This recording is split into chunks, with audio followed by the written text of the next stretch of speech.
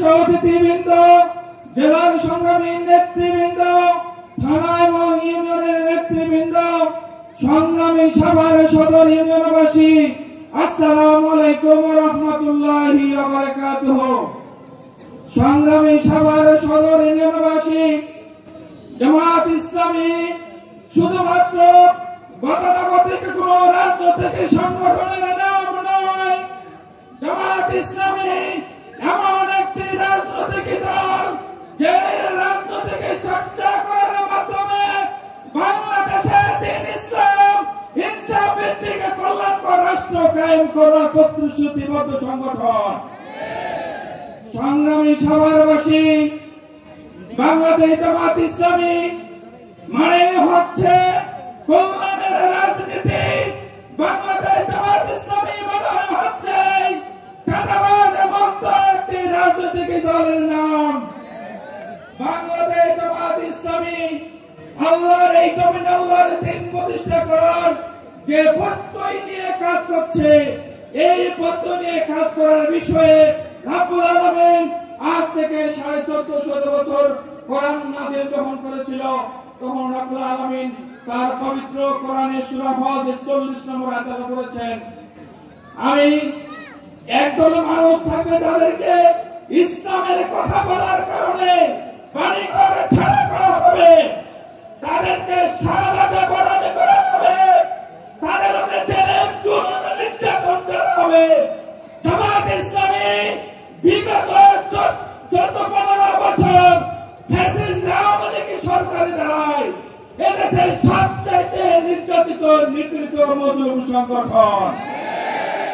সংগ্রামী সভারবাসী, যেহেতু রব্বুল আলামিন সঙ্গে এই নির্যাতিত নিপীড়িত এই সংগঠন এই লোকদের ব্যাপারে বলেছেন, পরের আয়াতে রব্বুল আলামিন বলেছেন, আল্লাযীনা মাক্কানাহুম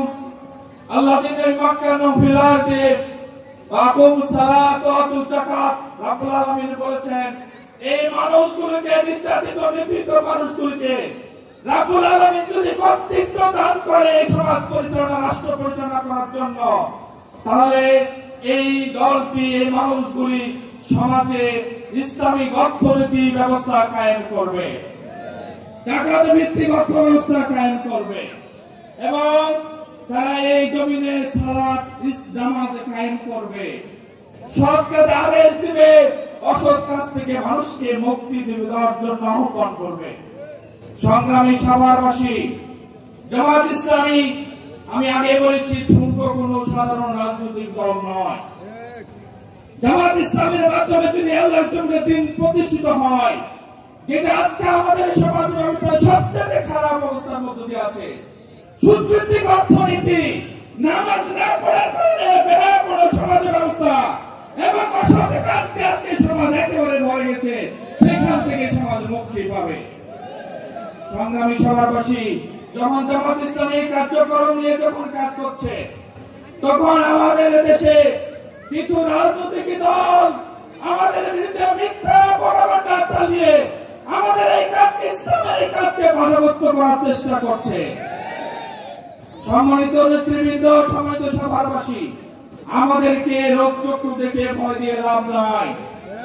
আমরা 16-15 বছর আমরা জেলে নির্যাতন নিপীড়নের শিকার হয়েছি, আমাদেরকে আর পরাহত করা যাবে না।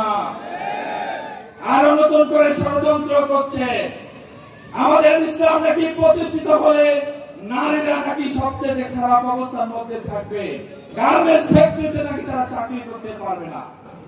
ইসলাম সবচাইতে নারীদেরকে সবচাইতে বেশি অধিকার দিয়েছে, মর্যাদা দিয়েছে।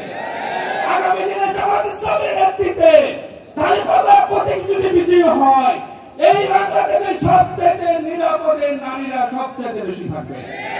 এজন্য আমি, যারা এই ষড়যন্ত্র করছে, এই ষড়যন্ত্রের করে আমাদের লাভ নয় এবং আমরা বোনদেরকে আমরা বলছি, আপনারা এই ষড়যন্ত্রে জালে পা দিবেন না। আগামী দিনে আপনাদের জন্য একটি সুন্দর আবাসস্থল বাংলাদেশ কায়েম করবে জামাত ইসলামী, সেই ভূমিকা রাখবে ইনশাআল্লাহ।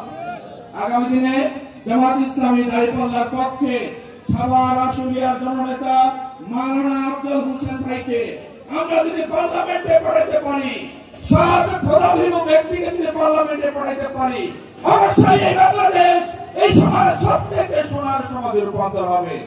আল্লাহ রাব্বুল আলামিনের কাছে সেই তৌফিক কামনা করে, আপনাদের কাছে সার্বিক সহযোগিতা কামনা করে আমি আমার বক্তব্য শেষ করছি। আসসালামু আলাইকুম ওয়া রাহমাতুল্লাহি ওয়া বারাকাতুহু।